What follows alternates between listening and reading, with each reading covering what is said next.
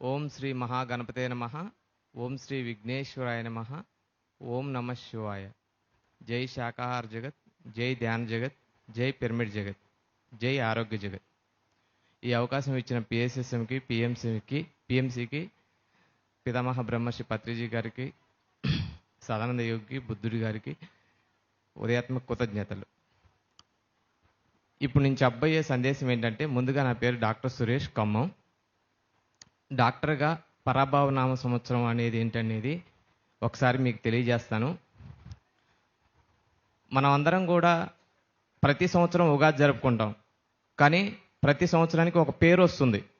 ఆ పేరులోని సందేశాన్ని మనం ఎంతవరకు తెలుసుకుంటున్నాం? ఈ సంవత్సరం ఉగాది 2026 పరాభవ నామ సంవత్సరం. పంచాంగం ఏంటి? పరాభవం అంటే మామూలుగా ప్రాపంచికంగా చూసుకుంటే మరి ఓడిపోవడం, అవమానం, అపార్థం, నష్టం అని అనుకోవచ్చు. అది ప్రాపంచికం. ఆధ్యాత్మికంగా చూసుకుంటే పునరపి జననం, పునరపి మరణం, పరాభవం, జన్మరాహిత్యం, మంచి భావం. మరి మంచి భావాన్ని మనం వెతికి పట్టుకోవాలి. మరి పరాభవానికి గురి కాకుండా ఉండాలి. మరి పునరపి జననం, పునరపి మరణం మన ఎదుటి వ్యక్తికి కలగజేయకుండా, మనం జన్మరాహిత్యాన్ని కోల్పోకుండా జీవించగలిగే స్థితి పొంది జీవించడమే పరాభవ నామ సంవత్సర సందేశం. అది ఏంటంటే, ధ్యానమే నిత్యం సత్యం, ప్రకృతే పూర్ణాత్మ, విశ్వాసమే పరమబంధువు.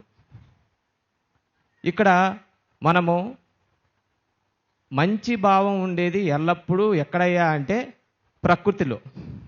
మనం ఎలా ఉన్నా సరే ప్రకృతి యొక్క భావం ఒకటే ఒకటి, శ్వాస మీద ధ్యాస. నాకు ధ్యానం చేసినప్పుడు ఫస్ట్లో శ్వాస మీద ధ్యాస, అసలు నాకేమన్నా ప్రకృతికి ఉంది, నాకు ఇచ్చిన శ్వాస ప్రకృతి కదా అని. అయితే ఇక్కడ నేను ప్రతి సంవత్సరం 2023 కానుంచి ప్రతి ఉగాది సందేశాన్ని కొద్దిగా ఆలోచించి ఏంటబ్బా అని ఆలోచించేవాడిని. అయితే ప్రకృతి సందేశం ఇచ్చిందా లేదా అనేది మనం తెలుసుకుందాం. ఇప్పుడు 2023 శుభకృత నామ సంవత్సరం. శుభం అంటే శాకాహారం. 2024 శోభకృత నామ సంవత్సరం. శోభ అంటే ధ్యానం, బిఏ వెజిటేరియన్, డూ మెడిటేషన్. 2025 విశ్వావస నామ సంవత్సరం. అంటే విశ్వాసం, ప్రకృతి పట్ల విశ్వాసంతో ఉండాలి. విశ్వాసం ప్లస్ శానిటైజర్. శానిటైజర్ అంటే శానిటైజర్తో చేతులను ఎల్లప్పుడూ శుభ్రంగా ఉంచుకోండి, అంటే భూమిని, నీటిని శుభ్రంగా ఉంచండి, మొక్కలు నాటండి అని ప్రకృతి మానవాళికి సూచిస్తున్న ఆరోగ్య సూత్రం. భూసారం, ఆహారం కలకాలం. ఇక ఇప్పుడు పరాభవ నామ సంవత్సరం అంటే ఏంటంటే, ప్రకృతి సందేశం ఏంటంటే ధ్యాన ప్రచారం ప్లస్ మాస్క్ అంటే మౌనం.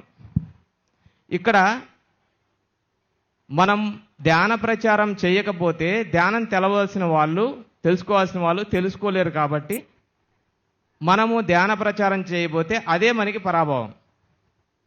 ఇది చేయకపోతే మళ్ళీ భూమి మీదకి వచ్చి మనమే చేయాలి.